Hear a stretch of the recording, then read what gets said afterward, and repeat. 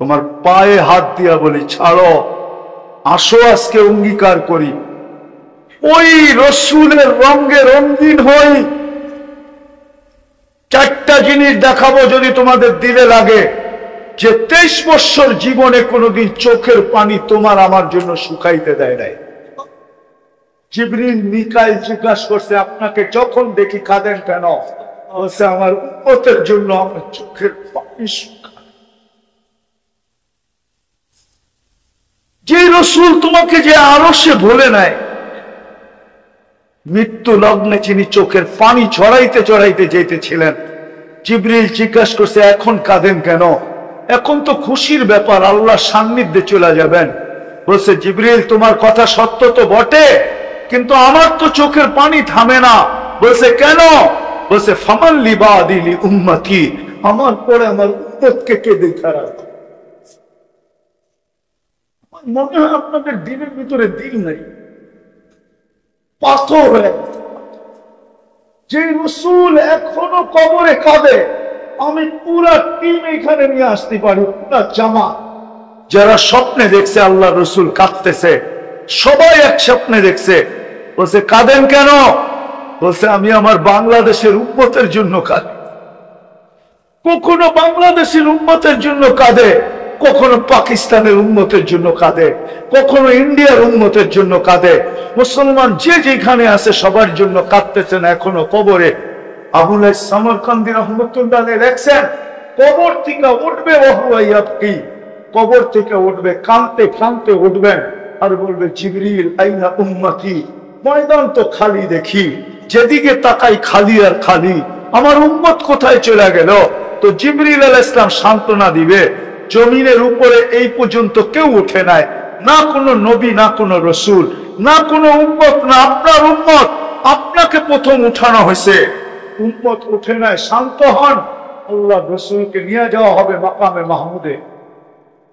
আমার জাতি তো একটা চেয়ার পাওয়ার জন্য, তাও ইউনিয়ন পরিষদের চেয়ার, তাও একটা ওয়ার্ডের চেয়ার পাওয়ার জন্য জান দিতে রাজি, নিতেও রাজি, এমনকি ইমান পর্যন্ত দিতে রাজি। না রাজি না? মনে হয় বোঝেন না, ঠিক না? আল্লাহ রসুলকে মাকামে মাহমুদ দিবে, কিন্তু বসবে না। আল্লাহ বলবে, কেন বসবেন না? উনি দুটা যুক্তি দিবে, আমি একটা শোনাই। বলে, আমি উম্মতকে বলে আসছি হাউজে কাউসারে অপেক্ষা করব। আমি যদি বসলাম আর উম্মত যদি অপেক্ষা করলো, তাহলে আমার অঙ্গীকার ঠিক হবে না। আমি হাউজে কাউসারে চলে যাব, উম্মত যেন আমার অপেক্ষা না করতে হয়। পিপাসা নিয়ে আসতে দেরি, আমি নিজের হাতে পান করাইতে দেরি করব না। হাঁটা শুরু করবেন, আল্লাহ বলবে, তারপরে বসেন। বলে, তারপরও বসবো না, কেননা আমি হাউজে কাউসারের পরে মিজানের কাছে ছুটে যাব। যদি পাল্লা সামনে না ঝুঁকে, আপনি আমাকে অঙ্গীকার দিচ্ছেন, সালতোতা সাফি তু সাফা, আমি চাইলে নাকি দিবেন, সুপারিশ করলে নাকি মঞ্জুর করবেন। পাল্লা যদি সামনে না ঝোঁকে, তো আমি ওইখানে চাওয়া শুরু করব, ওইখানে দাঁড়াই সুপারিশ শুরু করব। আপনি বলছেন আমাকে লজ্জিত করবেন না, আমি চিৎকার দিতে শুরু করব। এখনই তো ঘোষণা হবে, অমুকের উম্মত, নাম এটা, বাপের নাম এটা, অসফলতা অর্জন করছে, দুজকের অধিকারী হয়ে গেছে। সারা দুনিয়ার উম্মতরা জানবে আমি আমার চেহারাকে কেমনে দেখাবো। ওইখান থেকে আমি মিজানে ছুটা, পুলসেরাতে ছুটে যাব। যদি উম্মত পার না হইতে পারে, তো আমি দুরুদের গাঠটি মাথায় দিয়া পার করা দিব। যুবক, যে রসুল তোমার জন্য এতটুকু শুনাইয়া বলল, আসো আজকে অঙ্গীকার করি, অঙ্গীকার করি যে আজকের থেকে আর বিজাতির আদর্শকে আদর্শ বানাবো। পাক্কা ওয়াদা। বিজাতির আদর্শ থেকে তওবা করলাম, তওবা পাক্কা, বিলকুল। নবীর আদর্শকে আদর্শ বানাবো। নবীর একটা আদর্শকে তুমি সঙ্গী বানাও। চলো চুল কাটাটাই সঙ্গী বানায় নাও, যে আমি আজকের থেকে নবীর আদর্শে চুল কাটবো। একটা কিছুকে আদর্শ বানায় নাও। আমি তো মাঝে মাঝে ভাবি, যে উম্মতকে দাড়ি দিল জান্নাতে যাওয়ার জন্য, ওই উম্মত দাড়ি কাটে কি করে? আমাদেরকে দাড়ি দিয়েছেন জান্নাতে যাওয়ার জন্য, বিশ্বাস মনে হয় না। ওই হাজি যে মদিনা গেল, ও দাড়ি ছাড়া মদিনা যায় কি করে? আমার তো যোগ বিয়োগ না, যে মদিনা দাড়ি ছাড়া যায় কি করে? কেননা রওজার সামনে যখন দাঁড়াবে, ও দেখুক আর না দেখুক, রসুল তো দেখবে, আল্লাহ রসুল তো দেখবে। দাড়ি ছাড়া যদি দেখা চেহারা ফিরে ফেলে, ওর ভিতরে তো ভয় থাকা উচিত যে আমি দাড়ি ছাড়া যাই কি করে। আবার মদিনা দেখার পরে দাড়ি কাটে কি করে? যে আমি না দেখছি, রসুল তো দেখছি, আমি এখানে বেলেট লাগাই তো লাগাই কি করে? পায়ে হাত দিয়া বলি, যিনি আমাদের জন্য এত কিছু করলেন, ওনার একটা আদর্শ হইল আমি আদর্শ বানাবো। কি যুবকরা কি বলে? পাক্কা খাওয়াবে, আল্লাহ কাপড় পরায়া দিবে, কাপড় পরাবে প্রতি শুক্রবারে, এমন কাপড় পরাবে হয় জান্নাতে কোনোদিন দেখেও না, কোনোদিন দেখবেও না, জান্নাতে থাইকেও দেখবে না। বিশেষ কাপড় পরায় দিবে, আল্লাহ পারফিউম লাগায় দিবে, তারপরে আল্লাহ কুদরতি হাতে গ্লাস নিবে, প্রত্যেকের ঠোঁটে লাগায় সাকাহুম রাব্বুহুম শারাবান তাহুরা, এক বিশেষ পানীয় আল্লাহ সবাইকে পান করায় দিবে। আবার আল্লাহ কথা বলবে, পান করতে থাকবে, আর আল্লাহ কথা বলতে থাকবে, কেমন আছো, অবস্থা জিজ্ঞেস করতে থাকবে। তারপরে আসার সময় গিফট দিবে, গিফট উপটোকন দিবে। সারা দুনিয়ার ট্রাক জমা করলো, একজনের উপটোকন নেওয়ার জন্য যথেষ্ট হবে না। বলবে এটা আমি কি করে? ফেরেশতারা জান্নাতে পৌঁছায় দিবে। তারপরে ঢুকবে ছবির বাজারে, মহিলা আলাদা পুরুষ আলাদা, ছবির নিচে লেখা থাকবে, যদি তুমি এই চেহারাটা পছন্দ করো তো আমি তোমার ভিতরে স্থানান্তর হইতে পারি, প্রতি শুক্রবারে প্লাস্টিক সার্জারি হবে, ওরকম চেঞ্জ হয়ে যাবে, নারী আলাদা পুরুষ আলাদা। এখন যদি তোমরা প্রশ্ন করো, আমার বউও চেঞ্জ হলো, আমিও চেঞ্জ হলাম, একজন আরেকজনের চিনবো কি করে? এই জন্যই দুনিয়াতে ব্লুটুথ আর শেয়ারিং। ওদিকে চেঞ্জ হবে, ছবি আমার কাছে চলে আসবে, আমি চেঞ্জ হব, ছবি ওনার কাছে চলে যাবে, বাহির হয়ে দুইজনের হাত ধরে জান্নাতে চলে যাবে। না, দুনিয়ার মা বোনরা জান্নাতের রানী হবে, রানী। চলো আমরা আগে নিয়ে যাই। যুবকরা তো এইটা কি শুনান, আসলটাই তো শুনান না, ঠিক না?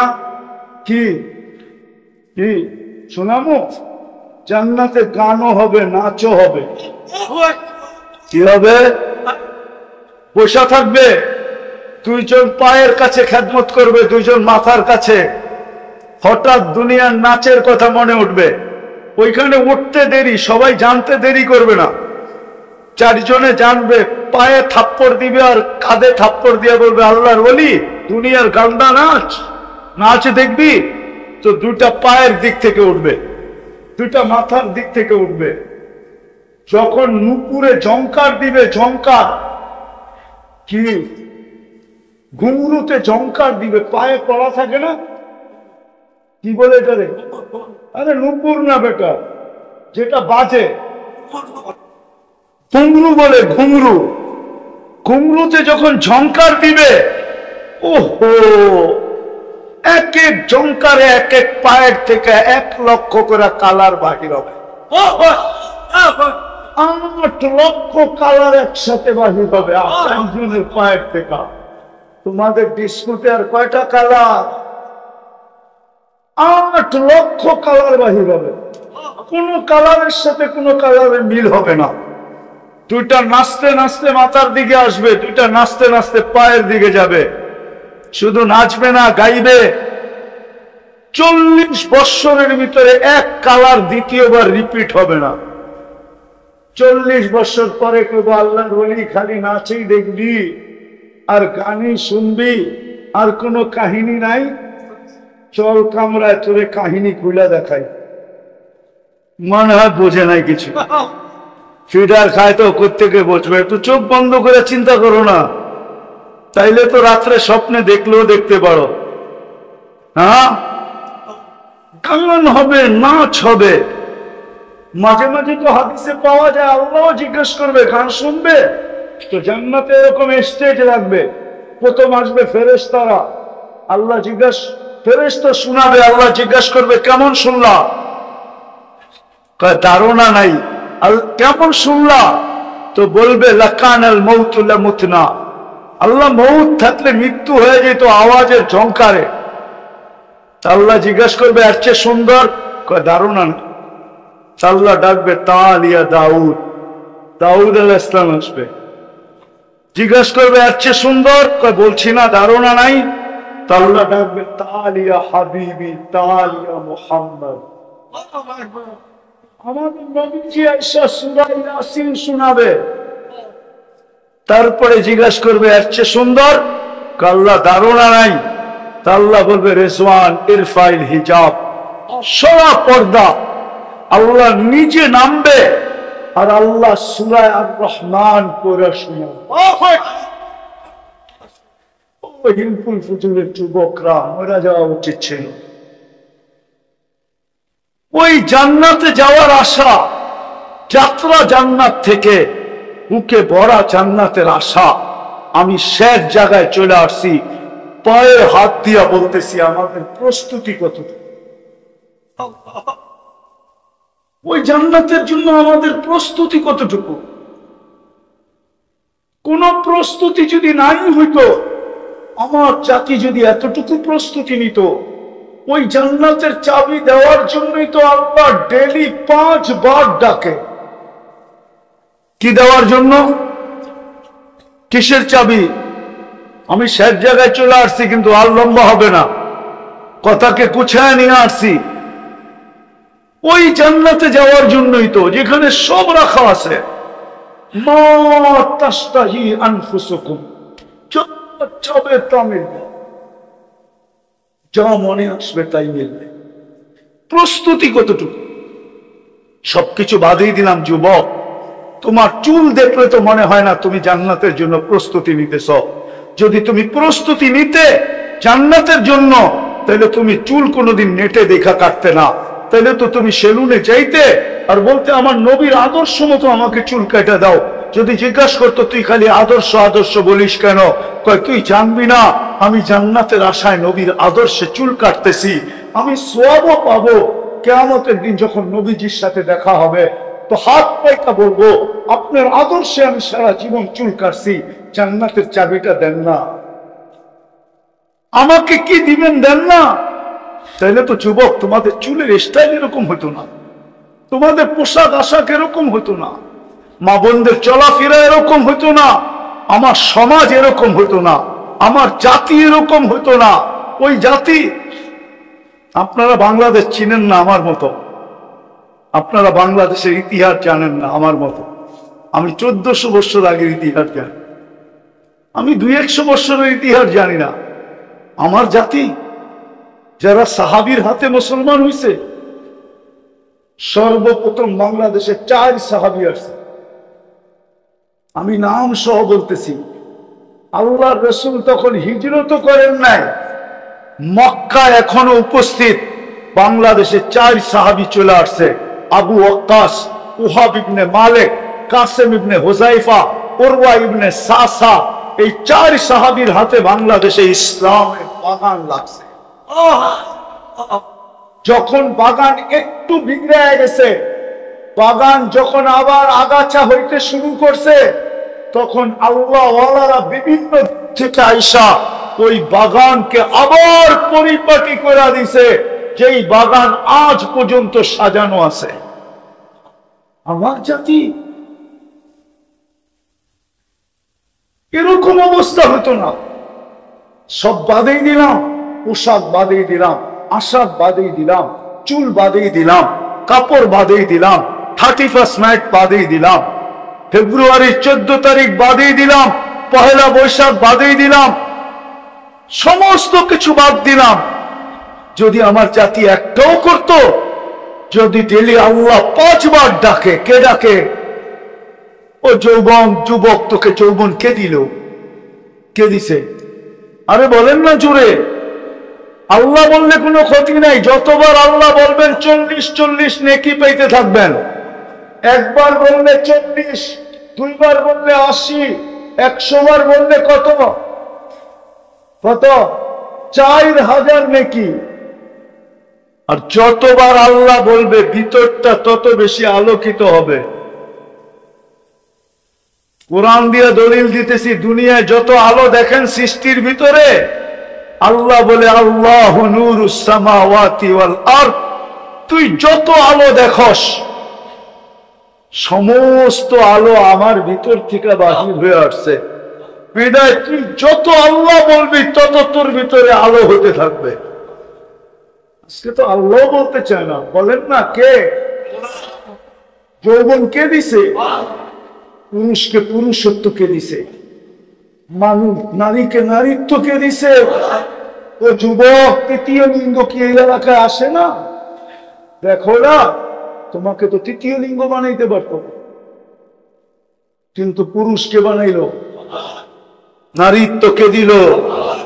যৌবন কে দিল? সবকিছু বাদিয়ে দিলাম। ওই আল্লাহ তো ডেলি 5 বার ডাকে। শুধু আল্লাহ যদি ডাকতো তো আমার মনকে বুঝাইতে পারতাম। শুধু আল্লাহ তো ডাকে না, রহমানও তো ডাকে, রহিমও তো ডাকে, মালিকও তো ডাকে, কুদ্দুসও তো ডাকে, সালামও তো ডাকে, মুমিনও তো ডাকে, মুহাইমিনও তো ডাকে, আজিজও তো ডাকে, জব্বারও তো ডাকে, মুতাকাব্বিরুল খালিকুল বারিকুল মুসাব্বিরুল গফফারুল কাহ্হারুল ওয়াহ্হাবুর রাসাকুল ফাত্তাহুল আলিমুল কাবিদুল বাসিতুল খাফিদুর রাফিউল মুইসুল মুদিল্লুস সামিউল বাসীরুল হাকামুল আদলুল লতীফুল খাবীরুল হালিমুল আযীমুল গফুরুশ শাকুরুল আলিকুল কবীরুল হাফিজুল মুকিতুল হাসিবুল জলিলুল করিমুর রকিবুল মুজিবুল ওয়াসি আল হাকিমুল ওয়াদুদুল মজিদুল বাকিতুশ শাহীদুল হকুল وقيل القوي المتين الولي الحميد الموصي المبدي المعيد المحيي المميت الحي والقيوم الواجد الماجد الواحد الاحد الصمد القادر المقتدر المقدم المؤخر الاول والاخر الظاهر والباطن الوالي المتوالي البر التواب المنتقم العفو الرؤوف مالك الملك ذا الجلال والاكرام المقسط والجامع والغني والمغني المانع الضار النافع النور الهادي البديع والباقي الوارث والرشيد الصبور جل جلاله 99 পদের মালিক আল্লাহ ডাকে।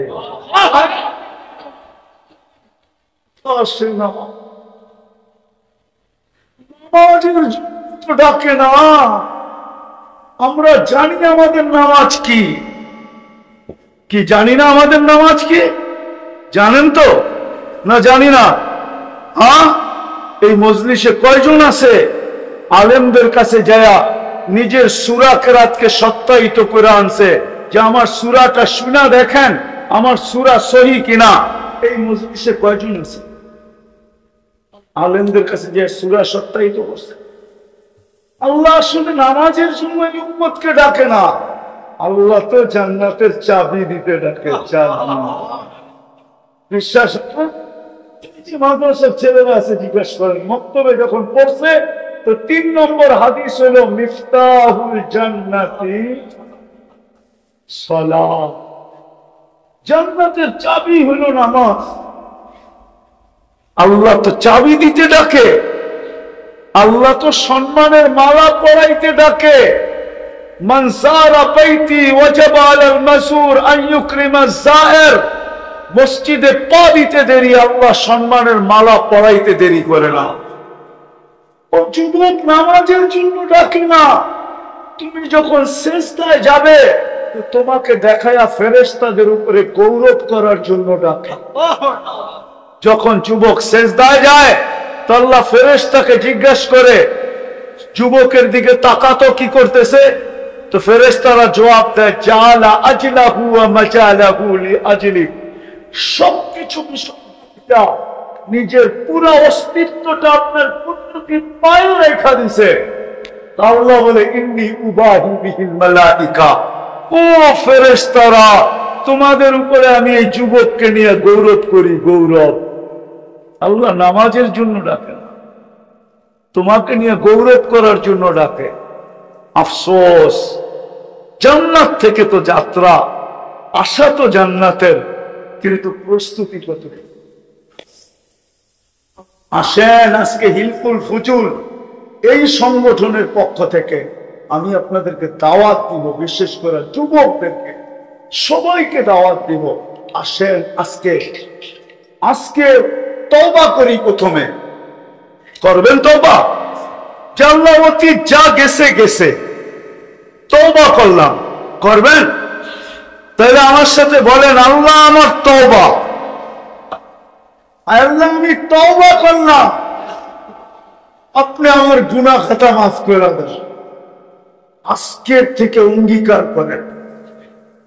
না অঙ্গীকার করেন কি জানেন? যে আজকের থেকে নামাজ কোন অবস্থায় ছাড়বো। পাক্কা ওয়াদা? দুই হাতে ওয়াদা? পাক্কা সত্য? বিশেষ করে হিলফুল ফুজুলের কোন ছেলে নামাজ ছাড়বো না, বরং হিলফুল ফুজুলের যুবকদেরকে আমি বলবো, তোমরা দায়িত্ব নাও, দায়িত্ব নাও। আমার কথা শুনেন, কিন্তু ভালো মতে বোঝেন। আমরা যতই চিৎকার দেই না কেন, আমাদের বিজয়ের পালা আসতে অনেক দেরি। কেননা মুসলমানের বিজয়ের পালা ওই সময় শুরু হবে যেই সময় ফজরের নামাজ আর জুমার জামাত, ফজরের জামাত আর জুমার জামাত সমান হবে, সম পরিমাণ লোক হবে মসজিদে। ওই দিন মুসলমানের বিজয়ের পালা শুরু হবে। বিশ্বাস না হলে আমার কাছ থেকে রেফারেন্স নিতে পারেন। ইহুদিদের কিতাবে এখনো লেখা আছে, যেদিন মুসলমানের জুমার জামাত আর ফজরের জামাত সমান হবে, ওই দিন মুসলমানের বিজয়ের পালা শুরু হবে। চিৎকার দিয়া দুনিয়া জয় করা যাবে না। এই জন্য আমি হিলফুল ফুজুলের যুবকদেরকে বলবো, আমরা তো নামাজ পড়বো, আমাদের মহল্লার প্রত্যেক ব্যক্তিকে আমরা নামাজি হাতে পায়ে ঘোড়া বানাবো, জোর করে না, ইনশাআল্লাহ। আপনারা বানাবেন? পাক্কা? কে কে বানাবেন যে ডেলি আমি একজনকে হাতে পায়ে ধরে হলেও মসজিদে আনবো? পাক্কা? নামান, আল্লাহ আপনাদেরকে কবুল করুন। আজকের থেকে নামাজ। দ্বিতীয় কথা হলো, যুবকদেরকে বলবো পায়ে হাত দিয়া। আমি দুনিয়া ঘুরা বলতেছি, আমি অহংকার করে বলতেছি না। দুনিয়াতে একটা উন্নত দেশ দেখা আমার বাকি আছে, একটা, সেটা হলো নিউজিল্যান্ড। আমি এখনো যাই নাই। দোয়া করেন যাতে অচিরেই যেতে পারি। আমিন বলেন, আমিন জোরে বলেন। বাকি সব দেখা শেষ। কোরিয়া আমার 103 নম্বর দেশ ছিল। আমি দুনিয়া ঘুরা বলতেছি, তোমাদের পায়ে হাত রেখা, যতই তুমি ওদের রঙে সাজো না কেন, ইউরোপে যাইতে হলে 30-40 লাখই দিতে হবে, আমেরিকা যাইতে হলে 50 লাখই দিতে হবে, বিভিন্ন দেশে যাইতে হলে, দালালের মাধ্যমে যাইতে হলে মোটা মোটা দিতে হবে। তোমার চেহারা দেখা কত এমবেসি তোমাকে ভিসা দিবে না, কেননা ও জানে তুমি মুসলমান। তুমি কি বলবেন? ও কিভাবে জানলো? আমার চেহারা তো ওর মতোই, আমার চুলের কাটিং তো ওর মতোই, আমার গেঞ্জি তো ওর মতোই, আমি প্যান্টও পরছি 3/4 ওর মতোই। আমাকে চিনাইতে হবে না, আমি দুনিয়ার 103টা এমবেসি দেখছি। আমি জানি আমার দেশের মানুষ এমবেসিতে কি সাজে ওঠে, আমি চিনি। নারীরা ওঠে কিভাবে, পুরুষরা ওঠে কিভাবে, আমি চিনি। ওদের সাজে সাজলে তোমাকে কোনোদিন ভিসা দিবে না। তোমাকে লম্বা টাকা খরচ করে তোমাকে ওই দেশে হাতের তালুতে জান রেখা তারপরে তোমাকে পাড়ি দিতে হবে। আমি চিনি, হাজারো মানুষ চিনি যারা মেক্সিকোর জঙ্গল দিয়ে আমেরিকাতে ঢুকছে, হাজারো মানুষ চিনি আমরা। আমি যারা লিবিয়ার থেকে ইঞ্জিন চালিত নৌকা দিয়ে ইউরোপে ঢুকছে, তুর্কির বরফের পাহাড় পাড়ি দিয়া যারা ইউরোপে গ্রিসে ঢুকছে, আমি হাজারো মানুষকে চিনি, হাজারো যুবককে চিনি। বলো যুবক, ওদের রঙে রঙিন হওয়ার পরেও যখন তোমাকে ভিসা দেয় না, তোমাকে এত টাকা খরচ করে যাইতে হয়, তাহলে তুমি ওদের রঙে রঙিন হইলেই বা কেন? আল্লাহ আমাদের সবাইকে আমল করার তৌফিক দান করেন। ওমা আলাইনা ইল্লাল বালাগ। আল্লাহুম্মা লাকাল হামদ কামা ইয়ানবাগি লিজালালি ওয়াজহিক ওয়া আযীমি সুলতানিক। আয় আল্লাহ, বলার পর্ব ছিল শেষ, শোনার পর্ব ছিল শেষ, এখন চাওয়ার পর্ব। কোন আয়োজন থেকে বসে হাত তুললাম, তাদেরকে নিয়ে হাত তুললাম। কোন সময় হাত তুললাম, যে সময় আপনি প্রথম আকাশে আপনি ডাকতেছেন। কোন সম্মেলনের, কোন আয়োজনের থেকে হাত তুললাম, কাদেরকে নিয়ে হাত তুললাম। আল্লাহ বেশি কিছু চাবো না, শুধু এতটুক চাবো, আল্লাহ এই সংগঠনটাকে কবুল করে।